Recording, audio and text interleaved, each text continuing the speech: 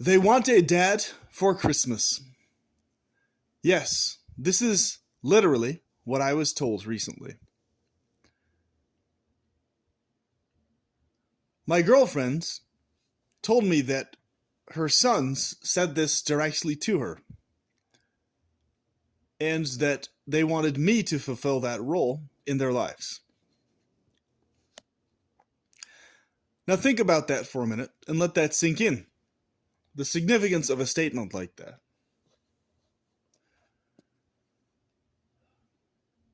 I was actually astonished and amazed that they said that. And it got me thinking, it really shows the nature of the world we're in. And it also shows the power of treating people well in your in-person life. This channel here is a place where I often rant about things that I don't really get a chance to tell people in person. Things that are on my mind, things that bother me, things that really just I need to say something about, I need to vent about. And I don't really have any other place to do it. So, I use this channel for that, and I see what happens. And I've met many amazing people through this channel, actually.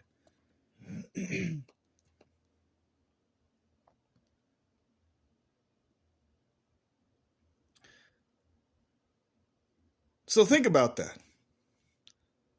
They want a dad for Christmas. It sounds like something you'd hear or see in like a Disney movie, right? But they actually want this. And these are teenagers into all sorts of different stuff that teenagers are often into.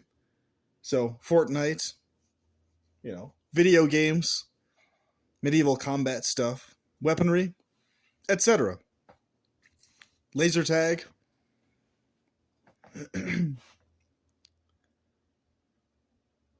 And what's interesting is that you see a change in people. When you treat people well and you actually listen to them, you see a change come out in them. They actually genuinely smile. They actually feel happy talking to you. And you could very realistically be that person in someone's life that makes all the difference.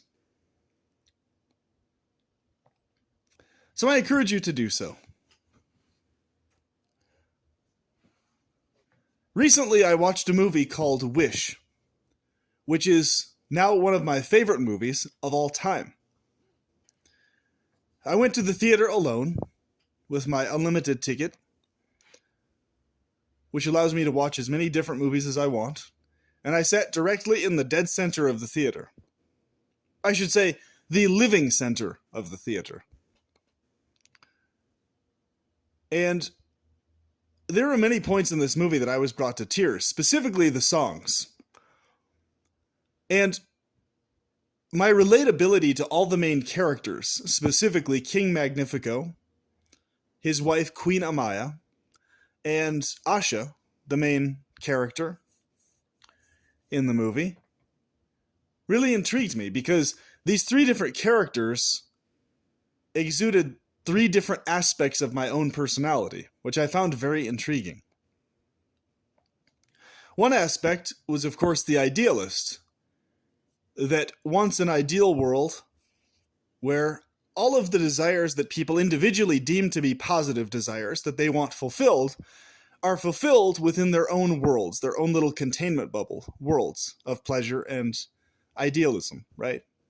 So what's interesting is these wishes in this movie were actually shown as containment bubbles, literally, floating around. The idealism of the desire in the hearts of each person. So Asha, her desire was for everyone's individual desires to be fulfilled to the maximum. And King Magnifico, his desire was to fulfill wishes that he was able to specifically, in detail, deem were not only beneficial for that individual, but also beneficial for he himself and his kingdom as a whole, as well as that person.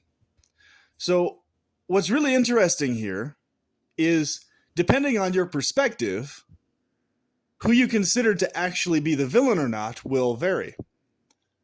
But what's interesting is what I liked about the layout of the storyline was there wasn't really actually a villain in the movie.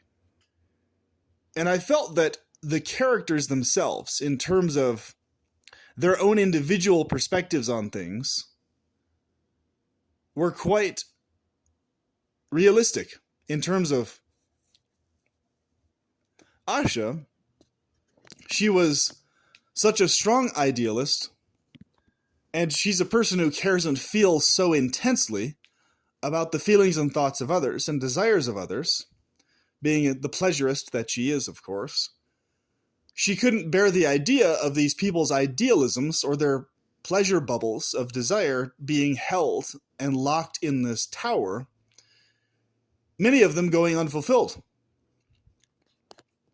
And King Magnifico, of course, his own organic inherent feelings and thoughts where he wanted to be able to fulfill all these wishes, but he recognized the risk of fulfilling certain wishes. For example, when he was asked about the wish of her grandfather to inspire the next generation, to inspire the younger generations going forward, he said that yes, this is a great wish, very endearing, very commendable, that he would like to fulfill. However,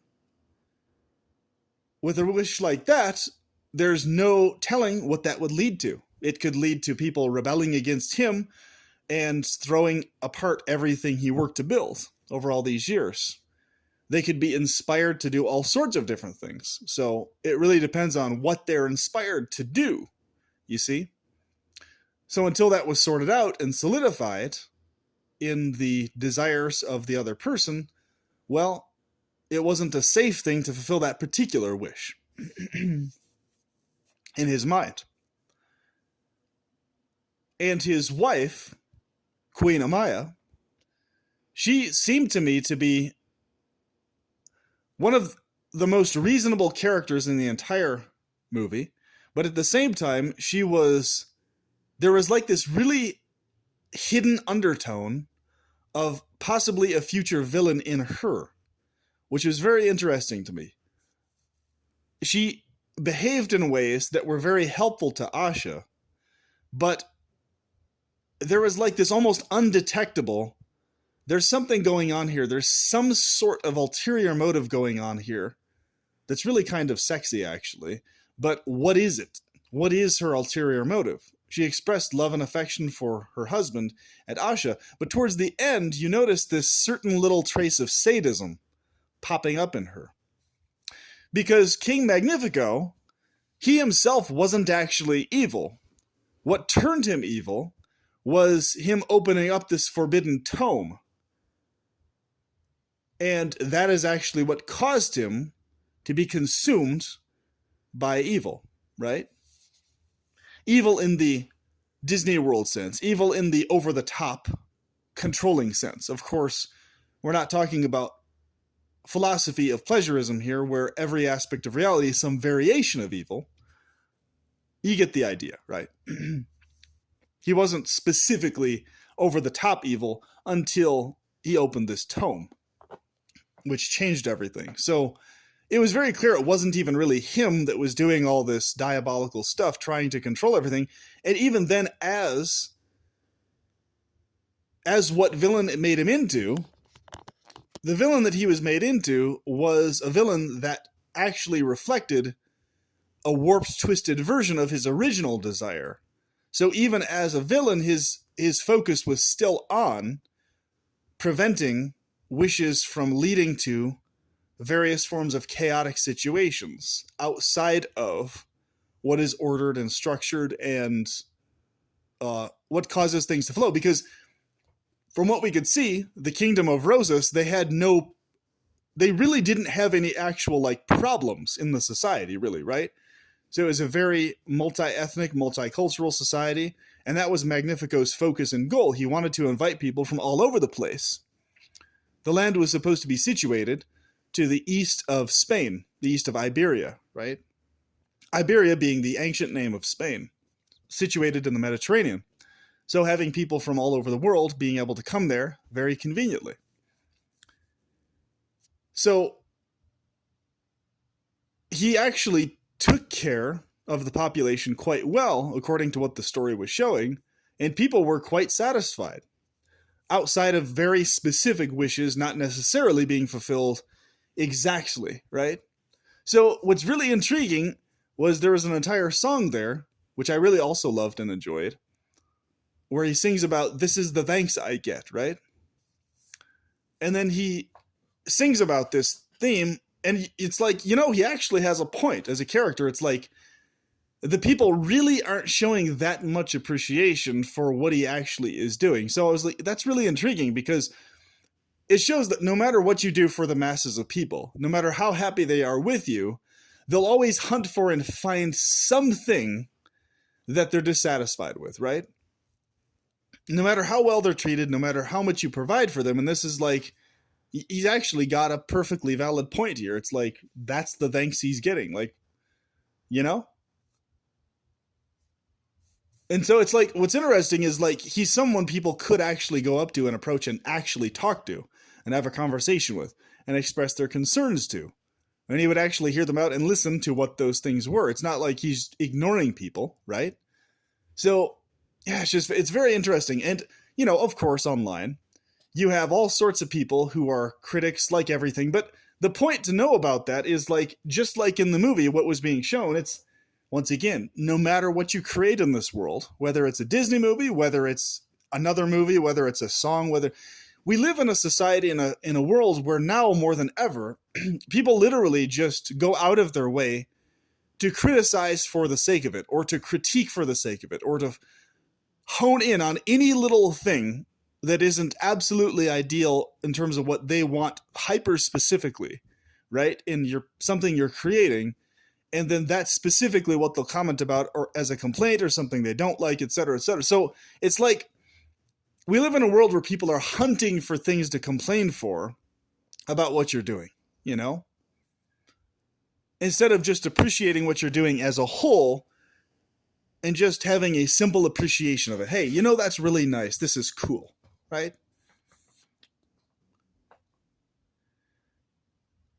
So this is reflected in reviews of the movie as well, which I absolutely loved and thought was fantastic. But no matter what, no matter how good something actually is, the majority of people don't recognize the gem that the thing is, right? It goes over their heads. They don't get it, right? It doesn't register what's actually being shown here. So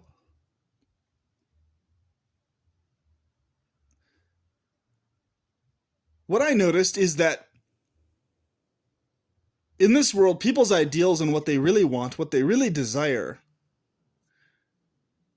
we all know, as well as I do, that the only way we can actually ensure any of this is ourselves directly, or via technology, a combination of both.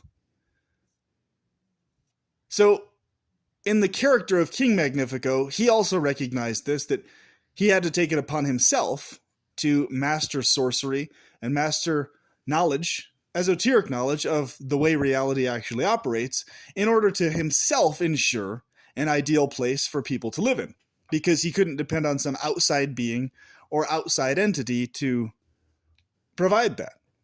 So that's what he did, right? And his wife fell in love with him for it.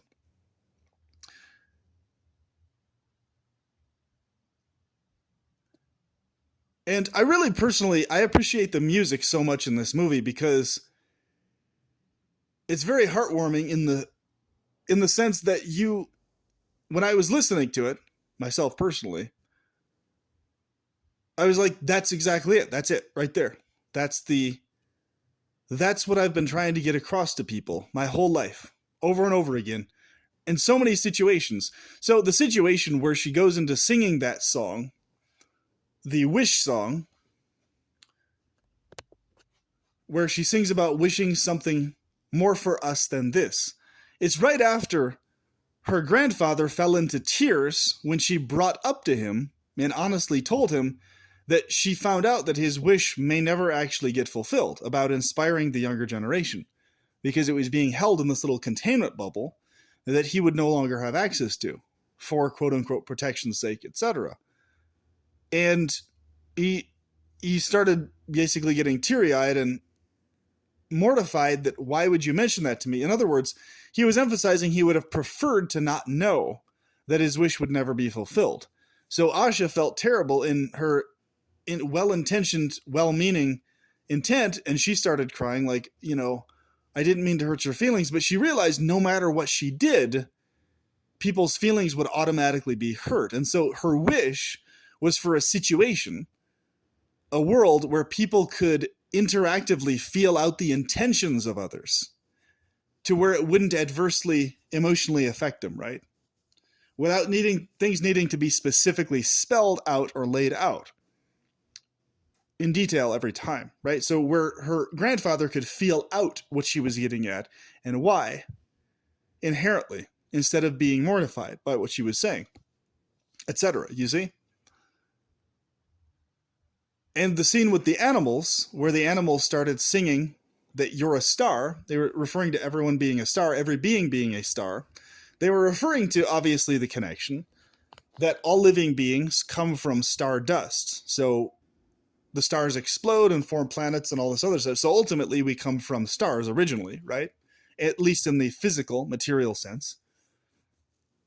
And also in the esoteric sense in many ways as well. The fallen star principle, etc. A star becoming more condensed over time to form variations of matter is connected to the theme of starting off in a paradise-like state, or more like a paradise state, and then branching off, or vice versa, if you consider that original state to be malevolent and chaotic, branching off yourself and creating your own containment bubble, world, universe, etc.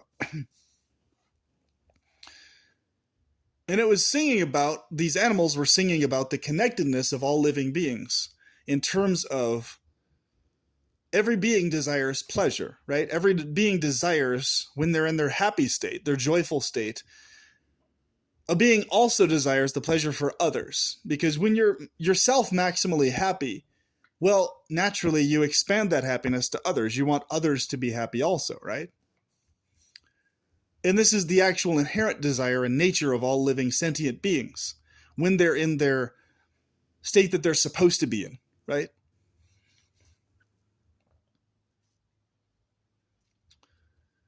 And at the end, of course, it showed that everyone was unified in their mutual desire to achieve a better world as a team, when this magical, diabolical tome had almost completely, fully taken over Magnifico at this point and turned him into a person able to control things physically, right, within his kingdom, getting people to physically bow down to him and stuff like that by force.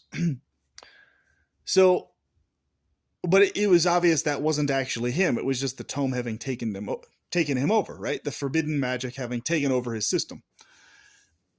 So, but the combined wishes of the populace overrules that tome that took him over. It overcame that hyperfixation on maximal control over everything, right?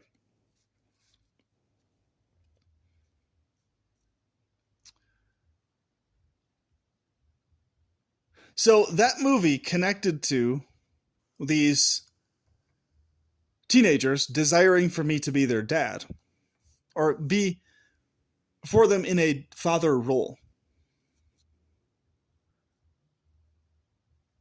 combined in a very unique timing for me, because personally in my life right now, things are better than they have ever been, as well as for my brother and many others close to us. But the world at large, as a whole, continues on as the nightmare torturescape that it always has been. And recently I found out my brother had a friend who was stabbed to death. A punk rocker who was killed. by a stabbing from someone who is jealous, something to do with a relational jealousy, etc. And it was very sad because he himself was right at the threshold of having an extremely flourishing life, and he was doing quite well for himself. Selling merchandise and having a lot of success financially and otherwise. So it really is up to you and me, the person listening to this video right now. It's up to you, it's up to me, to together work as a team to improve reality to the maximum. So, continuing to live on and exude your idealism into this world as much as you possibly can is the way to go, is the way to do that. Because falling into depression is not an option for us. It's an enemy to all of us. It's a mind virus that takes hold and spreads, that we have to together work together to prevent from spreading in ourselves and the lives of others to the maximal degree that we possibly can. We should together fight against depressivism, ideologies or philosophies that incline or lead people back to feeling depressed about their own lives and their experiences. The best place to be philosophically and intuitively, as well as intellectually, is being positive about your own idealism, the world and situation you desire for the benefit of yourself and others, being optimistic about that at all times as your driving force, no matter what is imposed on you physically or otherwise, and having that be your source of inspiration, knowing that you yourself are the source of the possibility of a better world for yourself and others, of a better reality than this one.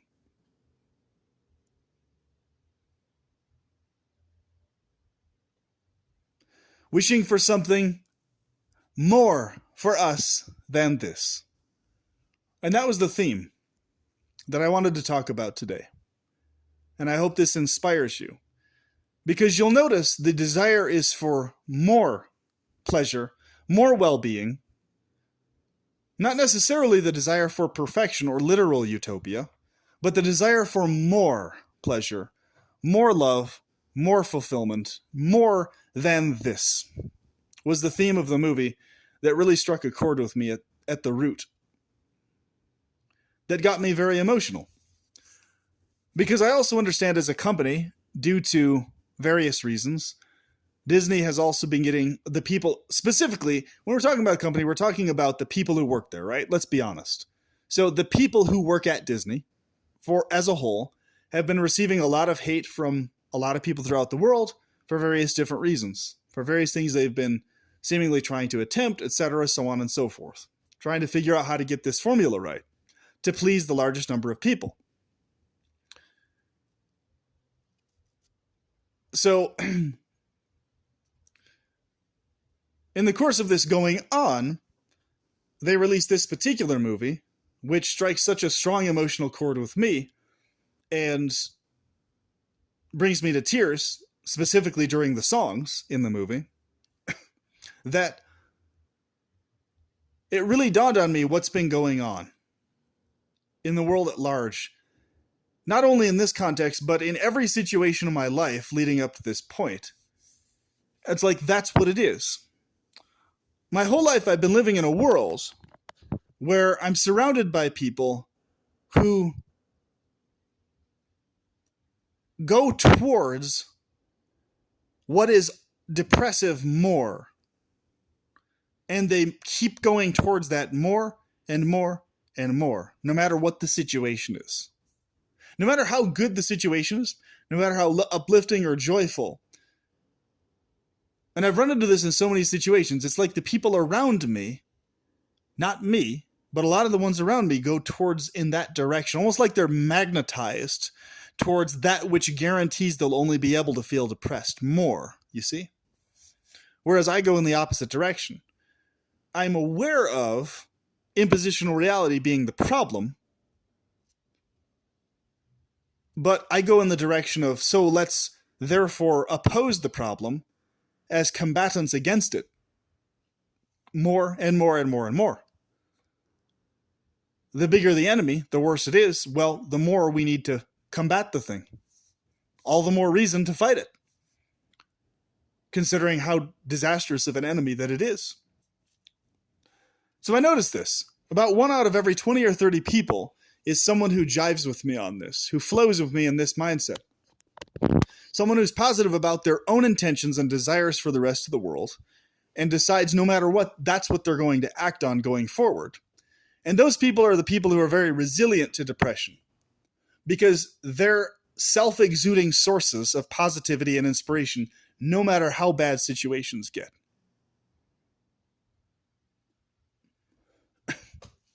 Those are the people I seek out and hope to find through my channel, and I have met and found through this channel, much to my delight. So I thank you for that. Because in my personal life, I'm full of positivity, as well as in my philosophical life and intellectual life. And I hope you've picked up on that. Beyond and past my rants and my intense awareness of the impositional world, outside of my own personal desires.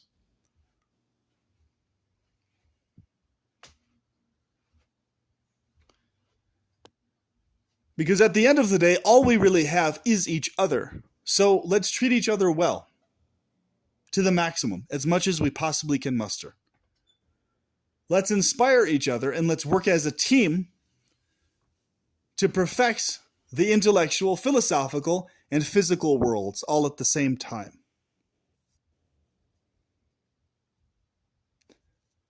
That is my wish for you and for myself going forward.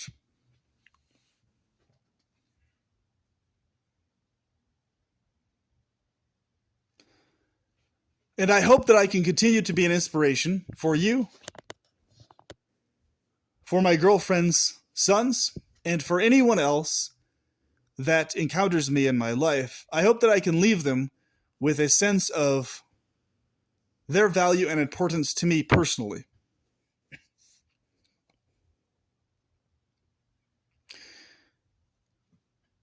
And I get this feedback quite regularly. Everyone who reaches out to me via email to talk with me, video chat, have one-on-one connections, almost across the board, they tell me directly that their experience is very similar.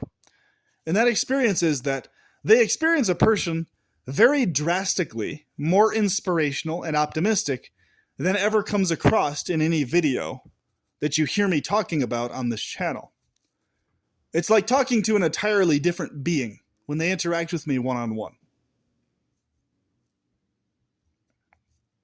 And they feel very happy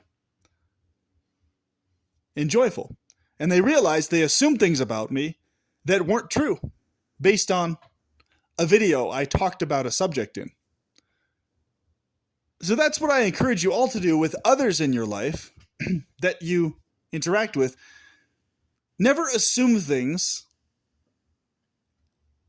based on a person talking about one topic or this or that on social media or in interactions they have in a group setting, etc.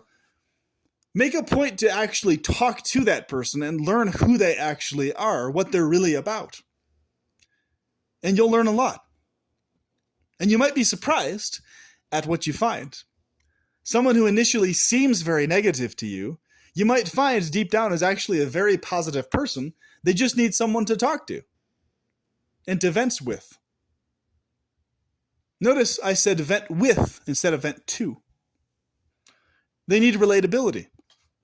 And so the frustration is because they're having a hard time finding that. So what we have is a world where it's a self-reinforcing feedback loop.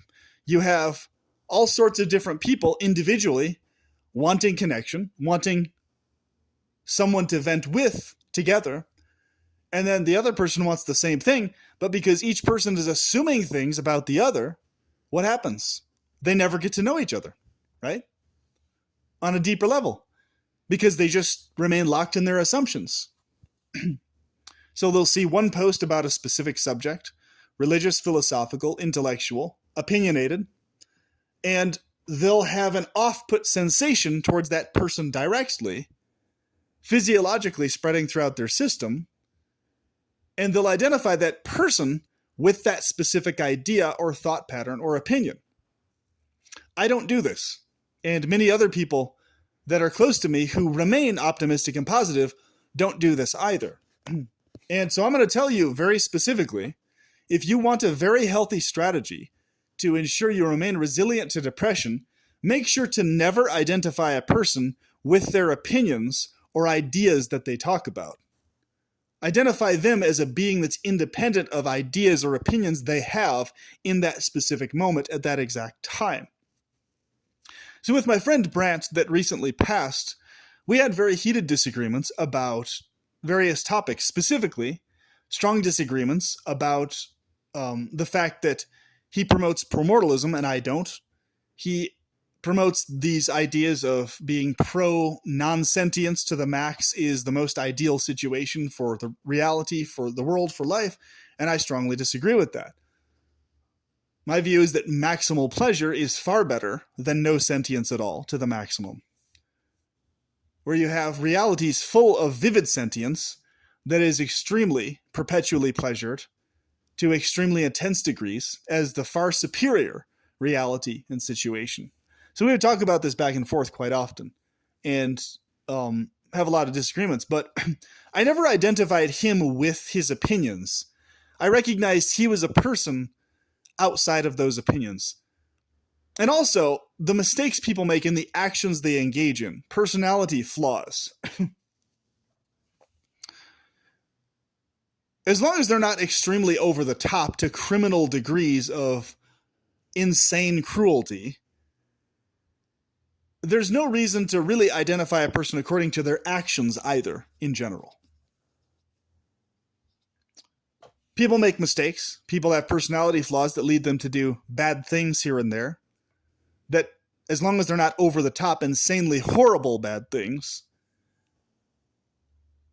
and as long as they feel some degree of conscience or awareness of what's going on and why they're doing what they're doing, in most situations you actually can remain connected to a person even beyond their actions you may disagree with, right?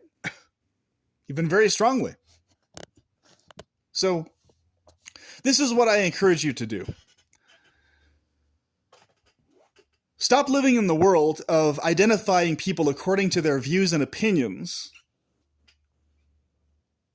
and identify people according to the quality of interactions you have with them directly. And let that be your criteria and your standard for what you think about them, and not otherwise. Personally, I don't make opinions about someone unless and until I've had firsthand experience of interactions with them over time. I'll listen and hear out what people have to say and take it seriously as a note in my brain. Okay, this is something to take note of, but I make sure to verify directly what they're saying to me to ensure that what I'm told is verifiably the case in this person's behavior, right? As a pattern. I make sure to give people at least that baseline benefit of a doubt. And it's amazing, too. I actually talked to my friend, Mr. Corbett, the other day. And he, just yesterday, actually. And he was saying that he apologized to me for the way he went about leaving certain comments and engaging in unsportsmanlike behavior, etc. And I immediately forgave him. No problem. No problems whatsoever. And we're moved forward already, instantly, just like that. One and done. And this is why I tell people, it's like, If you've had an altercation with me or some disagreement, a very heated disagreement, maybe even up to the point of swearing back and forth, it's literally as simple as us just having a very simple conversation. Hey man, I'm sorry about that. I apologize. Let's move forward. Awesome. Let's do that. That sounds good to me. And it really is that simple with me, folks. It's interesting too, because I notice the world when I tell people it really is that simple with me. A lot of times people don't believe me. They think no, because they live in a world where it isn't that simple with most people most of the time, because other people hold grudges, right? I don't. Other people cling to these narratives about people in their emotions and feelings that just they hold onto no matter what. I don't do that. If a person wants to change their behaviors or wants to change how they interact with me or others, I give them the opportunity to change and behave differently. And in the cases of mental cases where there's a repeat pattern, they can't help themselves and they continue to be viscerally cruel to others in connection to their bad brain chemistry, brain fry, etc. In those cases, I simply bring it down to, okay, well, this is your pattern. You obviously have a really hard time getting out of this pattern, and this is cruel, not an excuse. So when you are able to somehow actually really for real break this pattern, then come and talk to me. But until then, there's nothing for us to talk about. There's no reason for me to interact with you because your pattern is this pattern of just being mean to people out of nowhere because you are just a jackass behaviorally. So you just break out of being that way, then come and interact with me, right? So yes, there are cases like that. But most people, most of the time, are not that bad about it. Most people, most of the time, eventually come back around to recognizing, hey, you know what? Me saying or doing this was just unnecessary. Let's move forward. And then they do, and I do. I myself have apologized many times to people for yelling or shouting or feeling overly intense, and we also move forward. Everybody in the world who's reasonable does this. This is the standard of behavior that reasonable people adhere to, right? Reason, sensibility, being chill about stuff, right? After and even amid your intense feelings and surges of emotion.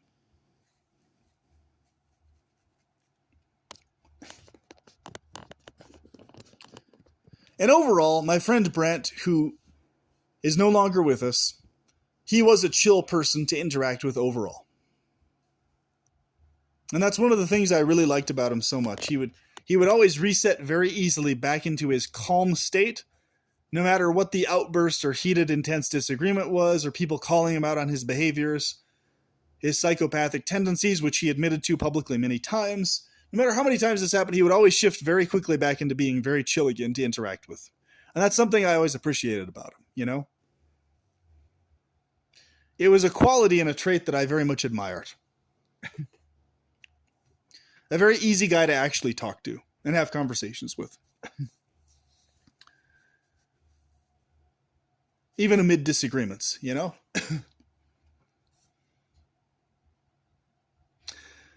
So I encourage all of you, if you haven't seen it yet, go and watch Disney's Wish. That's an awesome movie that I personally recommend and give 2 massive thumbs up to. Great art style. Absolutely love the art style. The architecture, storyline, plotline. I'd personally say it's the most well-done Disney movie I've ever seen. If not the absolute best, it's one of the best. In my opinion, I think it is the best at the top of the list. So go check it out. And I think you will see exactly what I mean. And whatever you think about it, I'm sure you'll understand why I personally appreciate it so much. You'll be like, I get it. I see why Perpetual Pleasurist likes this movie so much. I see. Groovy. That's pretty cool. So with that, I will talk to you soon. And make sure to keep wishing for more for all of us than this. Have a good one.